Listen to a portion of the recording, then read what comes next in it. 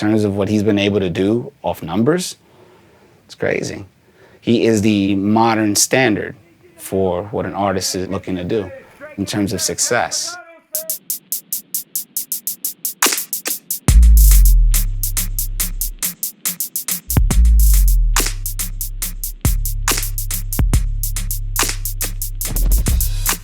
I think Drake's most important strategic decisions has always just been his uncanny knack to figure out what is next. And not what is next in terms of like, this will be important in the next 5 years, literally in terms of like, what is nobody thinking about that now everyone will want.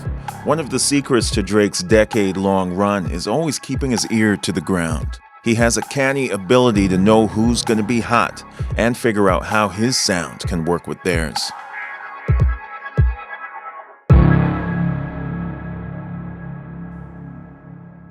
Drake listens to hip-hop like a critic listens to hip-hop.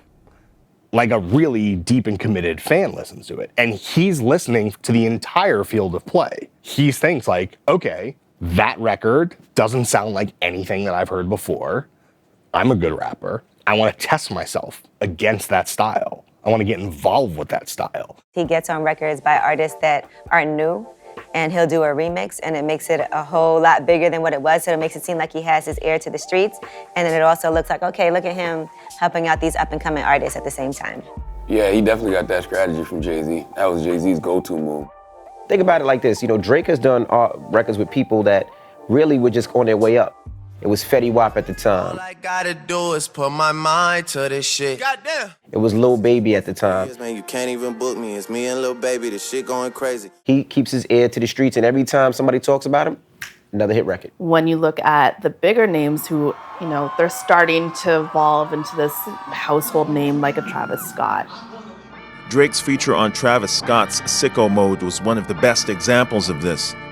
The song was as big as any of his own work. Sun is down, freezing cold. That's how we already know. You can see how big this moment was to Travis in his Netflix documentary, Look Mom, I Can Fly.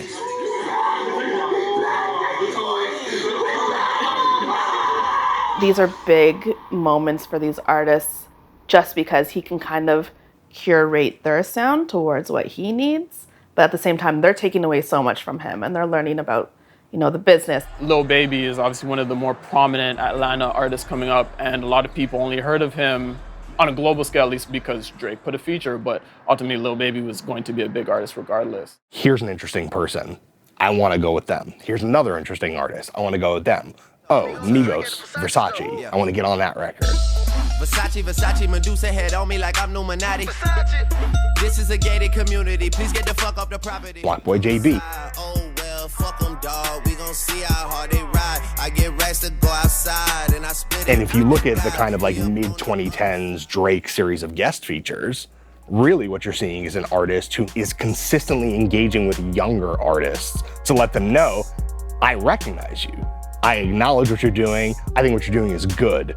And I can help you, and also you can help me. Sometimes that can be bad when people feel like he's stealing other people's flows or ideas or styles. A new audience will come to his music because it sounds like the other stuff that they're listening to, which is like much cooler on the outer edges. That's a proven method of staying relevant for a long time. Drake has appeared on the Billboard Hot 100 over 200 times, more than any artist in history. In 2018, Drake held an unprecedented 7 top 10 songs, all at the same time, more than any other artist in history. And he shows no signs of slowing down. In fact, since appearing on the charts in 2009, he's never left. All thanks to a combination of good music and strategic chart maneuvering. We forget there was an era in the earlier 2000s where you would look at a rapper who was somehow on the Billboard Hot 100. It's not because he's good, it's because he's bad. Like, real rappers don't end up on the Billboard Hot 100. Like, that's not how it used to work. Drake being both good and popular opened up the possibilities for a next generation of people to say, oh, okay, that's a choice I can make. What keeps surprising me is his ability to break these records we had no idea weren't broken already. And I think people got a reminder over the last few years, like, he's number one. He's been blessed with being the biggest streamed artist so far in history. What Wu-Tang has is people have physically left their homes and went to a place to buy our music and brought it back home. That's a physical movement, and unwrap it and put it in. And 25 years from now, music might just be in your wrist. You might be like, beep. He is definitely a master when it comes to strategizing how his music is consumed. A large part of that is due to how he is utilizing technology and global streaming platforms to ensure success. So when it comes to the Billboard charts, a number of streams equal up to an equivalent number of album sales.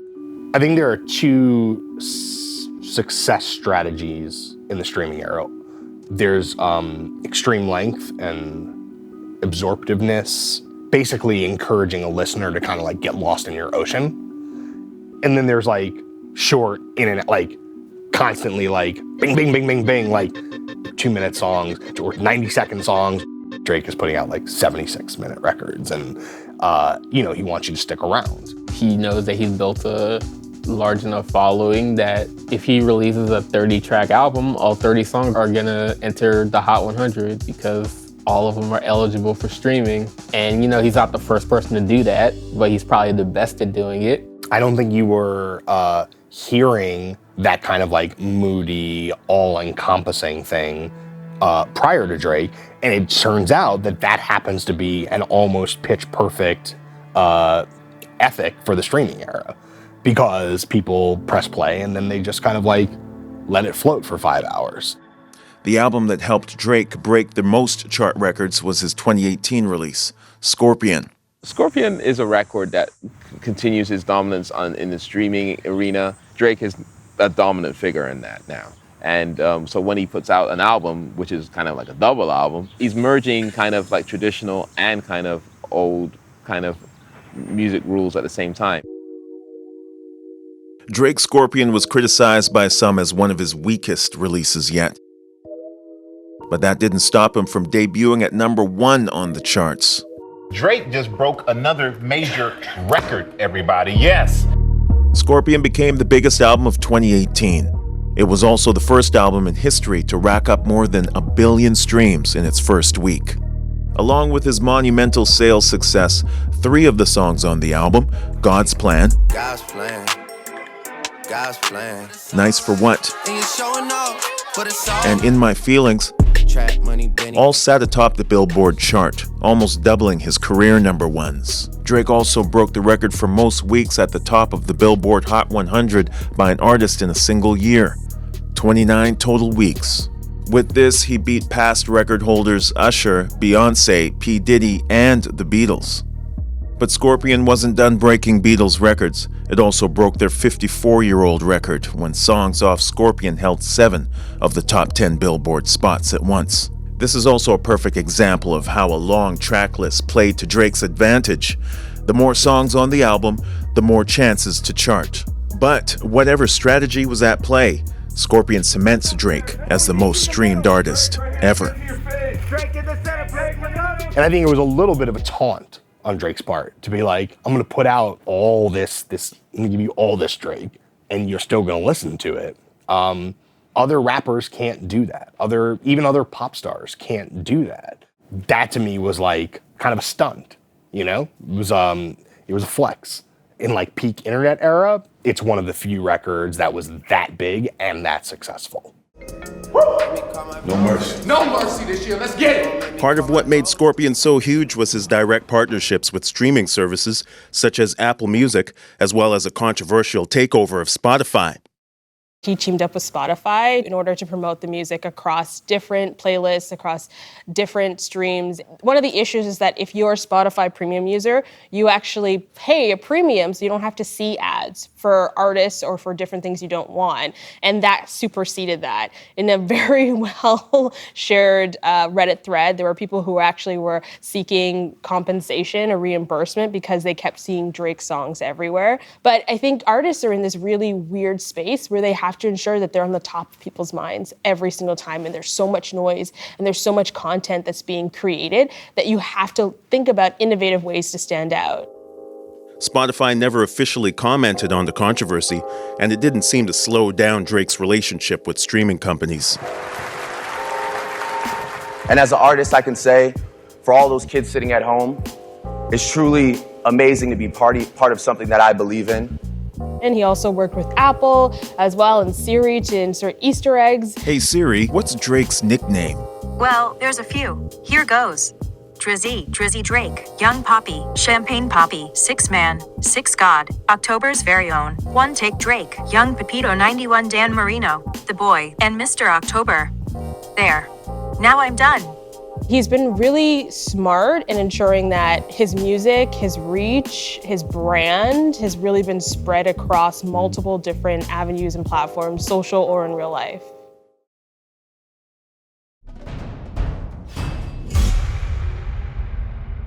I was DJing at the F1 Grand Prix in Abu Dhabi, and Drake was performing at the party that I was DJing. So we had a moment when we saw each other that he was like, "Oh, you're here? Okay, sick." I'm like, we're here in Abu Dhabi right now. The focus is here on this group of Toronto guys. We're on top of the world right now. As the 2010s come to an end, all of Drake's strategic decisions have added up to a once-in-a-generation run.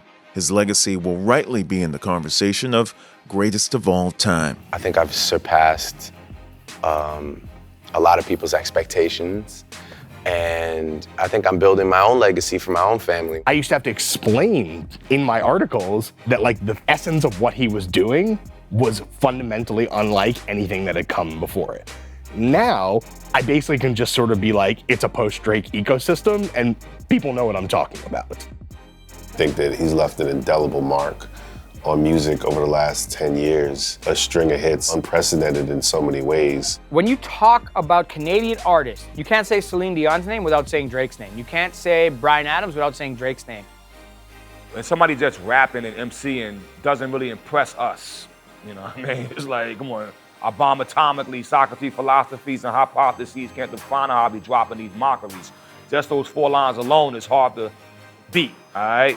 After a while, when an artist develops a voice that not only is his lyrics potent, but the expression of himself is starting to come through that potency, that's what attracts me. Sadly, I hate to say it, but if he had an untimely demise, they would be arguing if he was the best to ever do it. Who is the competition for Drake? Who's Drake looking at as like, you know, the threat, so to speak? I haven't found it. I haven't seen it. It's a magical but very cool but a very interesting story about how hard work pays off. Over these last 10 years, you know, he's changed the face of what hip-hop music sounds like. I think Drake's legacy in music will be the best to ever do it, hands down. I think that I've sacrificed so much for it already and dedicated so much of my time that I have to push it as far as I possibly can. I'm in it for the long run.